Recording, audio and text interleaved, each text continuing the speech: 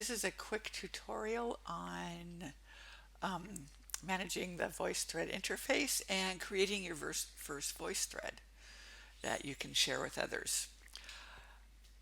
So you can see here I'm already logged in. It opens to the home page and you can have it always has these VoiceThread tutorials, then VoiceThreads you've created, and ones that have been shared with you. For example, these are all videos that my students have done and submitted in ManageBack, and we'll have a different tutorial on that. Uh, you can see here it lets you know how many comments have been added, and you'll see what that is in a second. Um, okay, over here is how you manage your different groups and courses you create through Moodle. And as I said, we'll have a tutorial on that. You can create groups of students. Um, you can see these are my students, and the advantage of doing that is if you have a video you want to share that's not through Moodle, you can easily just share it to the group. So creating a voice thread is super easy. You click create and it gives you the option of adding different types of media. So for example, I could go to my computer and you can add documents, you can add images, you can add videos. So I've got okay, so here's a PDF I'm going to add. Give it a title, tester. Um, if you click here, it gives you different kinds of options that for how people will access that when it plays back. I think most of them are fairly self-explanatory. It lets you choose what type of methods for students to comment. For example, I always untick telephone. A microphone lets them do just an audio. Webcam adds video, and text is letting them just type. I often don't want them to type. I want them to comment orally, and so you may or may not untick that. Automatically advance to the next slide. I usually set to 1. So that's once you're done with your audio over the first piece of media you add, how long does it take to move on to the next piece? Then I think the rest is fairly self-explanatory.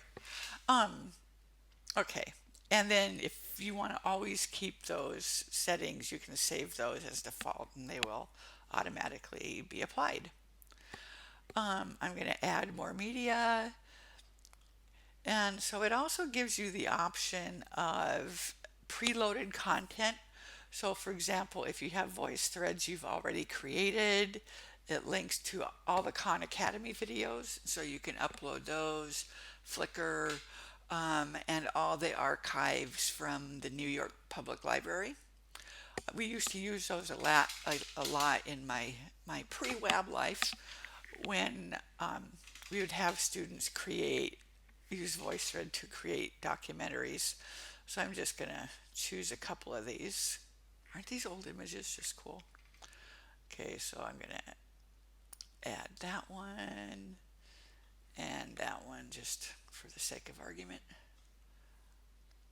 Okay, so click out of there. You can see they're adding in. Now once you get your media added in, you can change the order. You can go in and add a different title to each one if you want to do that. And when that's done, then just come up here, click on comment, and you can start creating your voice thread. I want to go to my first slide so you can go back and forth. And so to start adding your commentary, you click on this plus sign, And you can see it gives you the option of either just typing text, you can do audio, you can do a webcam, you can upload something if you have already like pre-recorded. And so I'm just going to click audio, and you can see now it's recording. And so I could say, I want you to look at this image and tell me, I don't know what, okay, like if this was my film class, I would say, tell me about, what kind of shot is this? How might you use it in your film? I could go in and choose a color and you can draw on it. And this totally works with video too. You could upload a video and be adding commentary on it. And then when you're done with that one, click the arrow and move on to your next slide. So you could come up here and comment on this text, highlight things. So this is, it doesn't draw a very straight line, or I don't. But so you can also use this obviously for feedback for student writing. You can record your commentary on their essay or whatever. Keep going, do the next one. And then when you're done, you click stop recording, and it's going to give you the option to play back. You can see it's going to upload. And so, okay, I'm going to stop that. So you can listen to it, decide if you like it, if you want to record more. So like you could record on your first image, stop, listen, go on to your next one.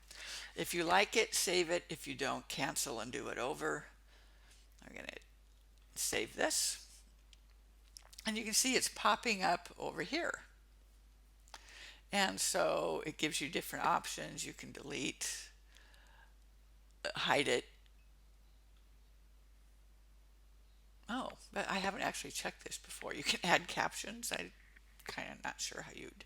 It's going to take 4 days to do that, but you can see it gives you some different languages.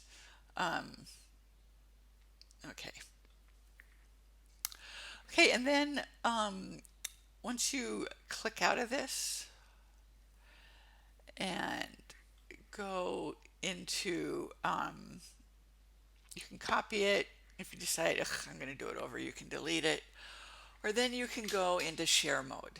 Okay, so this is where having a group or your class, you could just share it directly to them. You could get a link and add it into Moodle or into an email. You set what you want people to be able to do with it. I am just going to, and then, if you go back, so here's my VoiceThread. You could go in and edit it again. If you decide you hate it, you can delete it. Okay.